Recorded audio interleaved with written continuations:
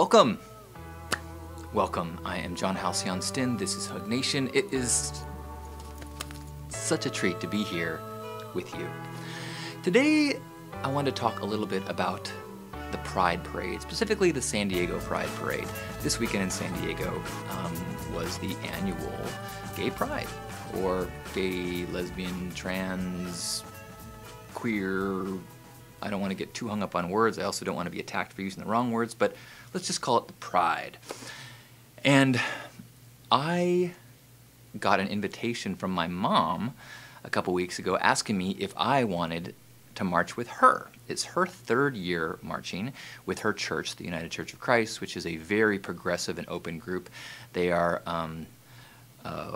open and accepting is the term that they use. And I was thrilled to have an opportunity to share something like that with my mom.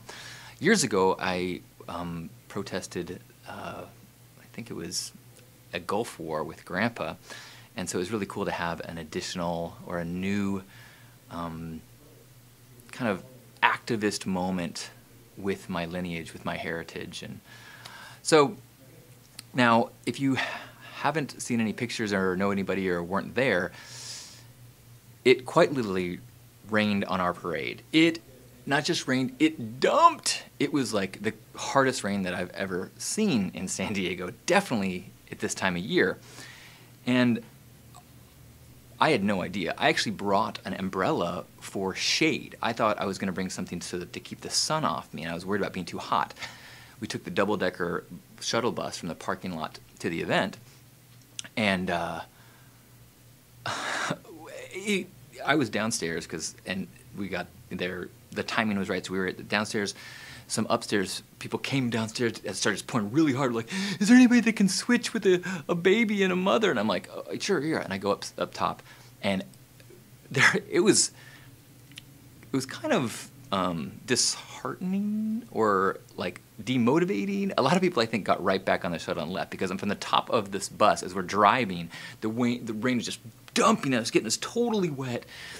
Babies were crying. It was just like, I mean, everyone's makeup was running. People had these cool rainbows. They're just like smeared. So it was a tough way to start it. But I gotta say, once I was there, it was incredible.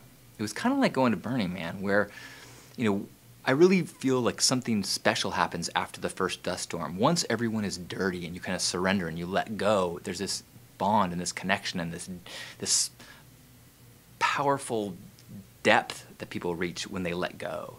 And I think the same thing happened once everyone was soaked to the bone. And so the parade was a little slow in starting, I think partially because of all the issues with rain. There were people trying to cover things. It was so cool. You'd pass by. There's all these staging areas where people are waiting for hours in their specific area. And people had these huge flags, and everyone was like making makeshift shade or rain shelter from it. And there were people using their signs, and just a real, you almost wouldn't know that this wasn't the way it was planned. And as I walked around to different staging areas to visit the San Diego Burners, San Diego Burners had a huge group. It was so cool to have this massive group of Burning Man people, well organized with, you know, just a really powerful display to have this kind of civic responsibility integrated with the parade.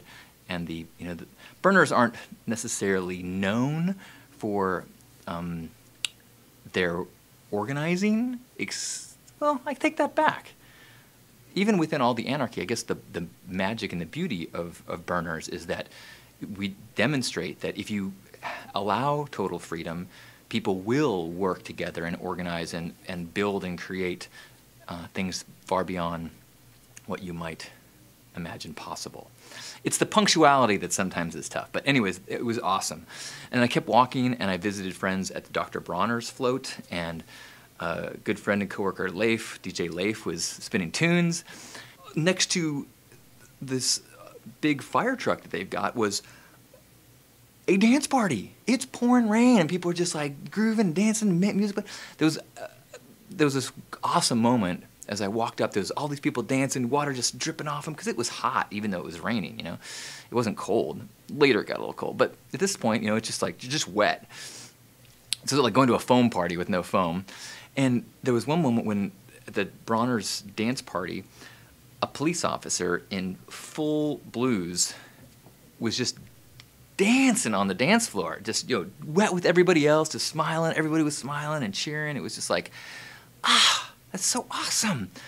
And I think that's one of the really beautiful things about, like, maybe that added to the magic, you know, like, we all bleed red and we all get wet in the same way. Like, there's this, it unified everyone. Everybody was wet, just like in the dust. Everybody is dusty. Or just like there's the differences between the older people at my mom's church. There was one woman that was marching, well, in a golf cart with them who was 99 years old, between young boys and their tighty-whities dancing. My mom pointed out, she's like, ooh, you know, a wet pair of tighty-whities does not leave a lot to the imagination. And, you know, the floats and the dancing and the political groups and the cell phone companies, and it was just this, I think it really added to the unifying feeling of it all. And I had I was wondering, like, what's it going to be like? I mean, this is a different year for a Pride Parade. Just weeks ago was the Supreme Court marriage equality ruling, and from what I understand, Hillcrest, where the parade is, has been partying ever since. There's just been flags aplenty, nonstop. And I was kind of like, well, what is a parade? What does a Pride Parade mean when you have marriage equality? And I think it's a good reminder to check in and celebrate the victory and remember the path. Like, we just watched this movie, I Am, which I highly recommend. And in I Am, after talking about all this scary negative things about the world, the director reminds us that, like, but we are growing and we're making progress as a culture, and he points to the civil rights movement as an example of these steps of growth that we have done as a people. And that was 50 years ago, and right now we're still struggling with massive civil rights challenges. I mean, 50 years between Rosa Parks, 50 plus years between Rosa Parks and Black Lives Matter. So there's still a ton of work to be done, and I think that the same thing is happening or will happen with gay rights, trans rights. I think that the exciting thing about right now is that there's this crazy momentum. And so even as there's this celebration, there's this awareness of the distance, but there's also this strengthening and this kind of empowerment from the victories. In related news, there was an article, well, actually there was a bunch of people writing about how Caitlyn Jenner won an ESPY award for her courage, the Arthur Ashe Award, I believe. And there was a bunch of criticism, and people were posting pictures of combat veterans kind of pointing out the difference between what they believed courage to be and what, you know, putting on a dress is not the same thing as facing death, you know, in battle. And that's absolutely true that those are different. And I saw a military officer wrote a post that pointed out that the impact of a Caitlyn Jenner. I ran into some young people that I know at the parade, and don't know them well, but I know that they have struggled intensely with fitting in, and them and their friends in this kind of non-traditional lifestyle and place have struggled with suicide for themselves and their community in just unbelievable, painful, horrible ways. And when I think about what this guy in the article pointed out was like, if one of these suicidal kids realizes that he's not alone because of Caitlyn Jenner, then that is heroism. That is heroic. And that is courageous, and that is deserving of, if we as a culture demand that our heroes be those that also are involved with violence and death, we are so anchoring ourselves to an old bad pattern. I'm not saying that is not heroic, and there is incredible acts of heroism that go into the process of battle.